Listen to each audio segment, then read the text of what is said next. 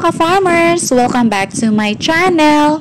For today's video mga ka-farmers ay alamin po natin kung ilang kilos ba dapat ang biik na ating aalagaan para gawing fattener para ito ay mabilis lumaki at bumigat.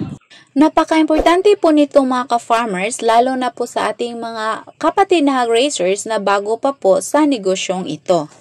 Kung gusto po ninyong magsimula na mag-fattening mga ka-farmers at biik pa po yung bibilhin ninyo, ay dapat ang biik po na bibilhin ninyo ay magtimbang ng at least 10 kilos. Importante po mga ka-farmers na at least 10 kilos po sila. Kung maaari ay hindi talaga bumaba sa 10 kilos mga ka-farmers dahil dito kasi nakasalala yung growth ng ating mga biik. Kapag ang biik kasi na payat or bansot na ginagawa nating fattening mga ka-farmers, mahirap po natin yang papalakihin at kadalasan malulugi pa nga po tayo mga ka-farmers lalo na pag pinapaabot pa natin yan ng finisher stage. Itong mga biik na makikita nyo sa video mga ka-farmers ay nabili ko po sila at masasabi ko po talaga na maganda po silang gawing pang fattening. Pero dahil sa maganda yung pangatawan nila mga ka-farmers at nakikita ko na meron silang quality na maganda din gawing inahin, so hindi ko sila gagawing pang fattening ngayon mga ka-farmers kundi gagawin ko po sila na panimula sa aking pag-iinahin. Maganda po talaga silang gawing pang fattening mga ka-farmers dahil hindi po sila bansot. Din yung pangatawan nila ay mataas po. Except po dito mga ka-farmers, itong makikita nyo na pang litsunin ko po. Ang masasabi ko po talaga, hindi sila magandang gawing pang fattening mga ka-farmers na pinapaabot ng finisher stage. Ito sila yung makikita nyo ngayon mga ka-farmers. Kasi yung purpose natin dito ay pang litsunin lang po sila. So hindi ako pumili ng magandang breed ng baboy para gawin nating pang litsunin mga ka-farmers dahil i-dispose din namin yan pag abot ng starter stage.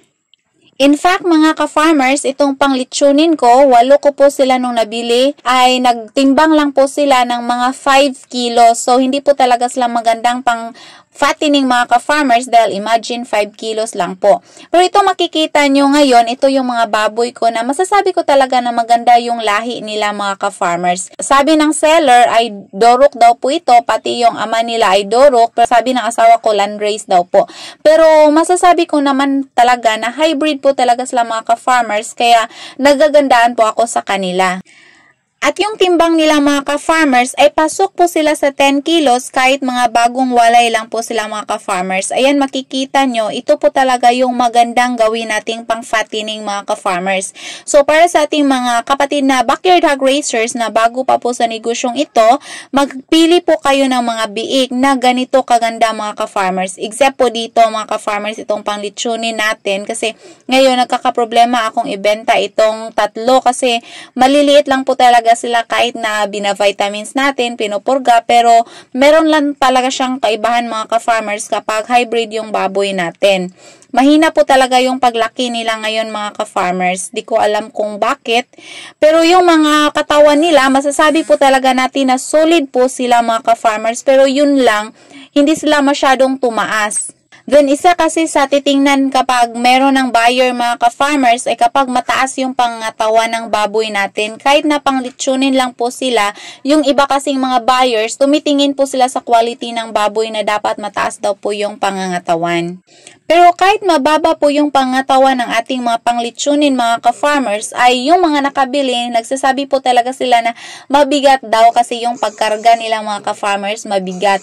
Mabigat sila dahil pure feeds po sila, then pinupurga natin, binibigyan natin ng tamang vitamins mga ka-farmers, then masasabi ko po talaga na kahit hindi po sila yung totally hybrid, pero maganda yung pagpapalaki ko sa kanila mga ka-farmers, inaalagaan ko po silang mabuti. Pero yun lang mga ka-farmers, mababa lang po sila. Then kung may tumitingin mga ka-farmers, parang namamahalan po sila sa presyo versus sa laki ng baboy. Pero actually, yung presyo ko po, hindi na po yan masyadong mahal mga ka-farmers compared sa mga, yung tinatawag nating komprador. Kasi ako mismo yung nag-aalaga. So pumapatong lang ako ng kaunti mga ka-farmers para meron din akong profit.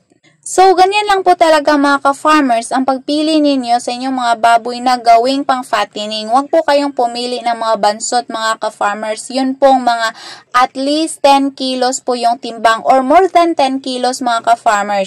Ang advantage kasi mga ka-farmers kapag malaki na yung biik na aalaga natin na pang fattening ay mas kaunti na po yung feeds na kakainin nila para mas lumaki compared sa bansot mga ka-farmers.